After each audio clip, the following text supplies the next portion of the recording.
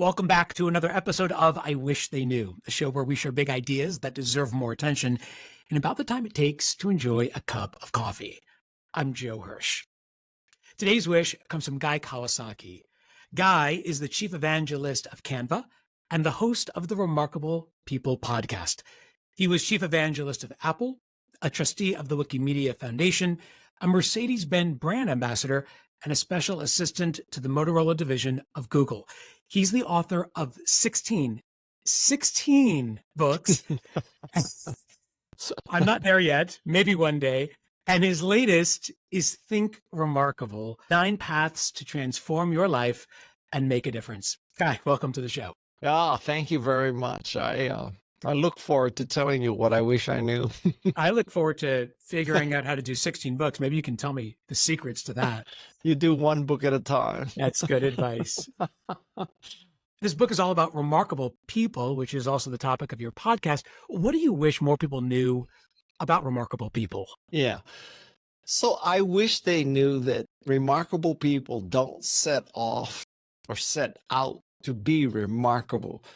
They set out to make the world a better place. And it could be making a cool computer. It could be, understanding chimpanzees and their social life. It could be mathematics. It could be whatever it is.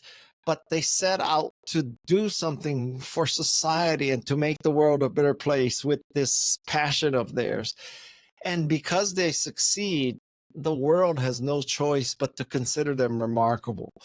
So this book is not a self-help book in the sense of, you read this book and you come to my $5,000 seminar in 48 hours, I want to make you remarkable. I'm not that kind of guy. I'm telling you that the key to being remarkable is to make a difference. So this book is about how to make a difference. Remarkable people are difference makers. Absolutely. Absolutely. Yes. You make the argument in the book that they don't just have this ability to connect the dots and see patterns and pictures that maybe the rest of us don't. You say that they trust the dots. What do you mean by that? Well, you have to trust the dots. And let's give credit where credit is due. That's from Steve Jobs' Stanford commencement address.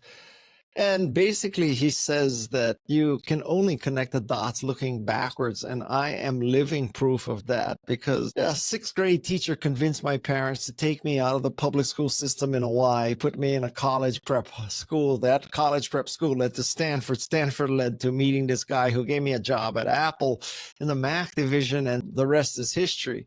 If it wasn't for that 6th grade teacher, I would not be on your podcast. And another thing is that I quit law school after 2 weeks. And, that didn't seem like an optimal decision back then. And I quit Apple twice. I turned Steve Jobs down for a 3rd position. At any given point, I did a lot of things that people would have said, that's not optimal. But I can connect the dots looking backwards. How did you know in the moment where to move and why? Well, that implies that it was a rational, intelligent decision. I think you're giving me way too much credit. So I think there's a temptation to look back and just remember the times you were right and, tell you that, I knew quitting law school wasn't for me. I knew quitting Apple wasn't for me. I knew turning down Steve Jobs wasn't for me. Well, let me tell you, I knew none of that. It just worked out. So do you think that your path was the result of chance or choice? Chance. Absolutely chance. I have come to the conclusion that it doesn't matter what motivates you to study or work hard. All that matters is that you are motivated. And I'm telling you that in many choices in my life, I just did it because, God, you got to do this. Do the work. Do the work. Something that became very clear to me in reading the book is that remarkable people have remarkable mentors. Yes. Finding a good mentor, that's one thing. Keeping a good mentor, that's another thing. Any advice on how we can find but keep the right people? Well, I mean, every part of the mentoring process is difficult because, by definition, someone that you want to be your mentor should be busy. If someone has like total idle time and, just bends over and, could take you anytime and do anything you want.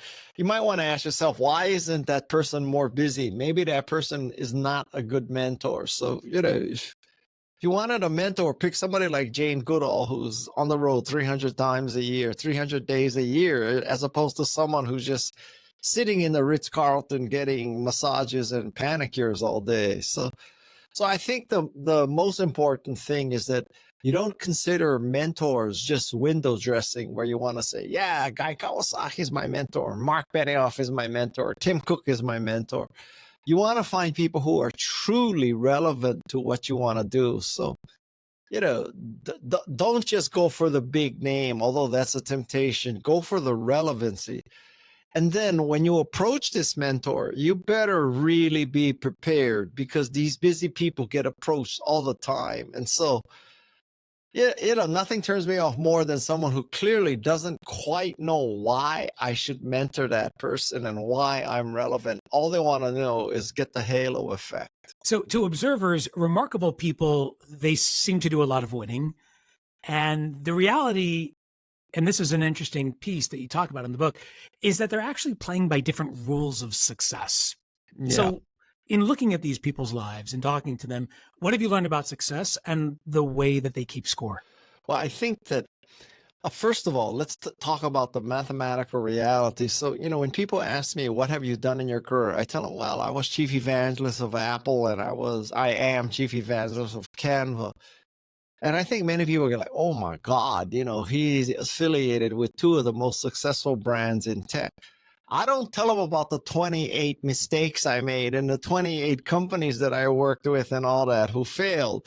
It's not even selective memory. It's just filtering, right? And so that has to be, remembered. I mean, I think especially if you're young and starting out today, you're going to be healthy and productive till you're 90. You got a lot of time to make a lot of decisions. So don't panic. So patience and purpose? Well, patience, purpose, grit, and growth is what you need. Yeah. That's the recipe. So you're a surfer. I am not. And I thought surfing was always about watching and waiting for that perfect wave to come by, and then you ride that It wave. is. Well, I would hope so, but the reality is that it seems like it's something just a little different, right? Not just waiting, but putting yourself out there. I can explain just about everything in life with a surfing metaphor. Okay. So much of surfing, you're spent in the water and you're looking for that perfect wave, at the perfect height, perfect speed, perfect direction, all the perfect things. And come to find out that, there are very few perfect waves. And even if you go for the perfect wave, you probably didn't do the perfect takeoff and all that.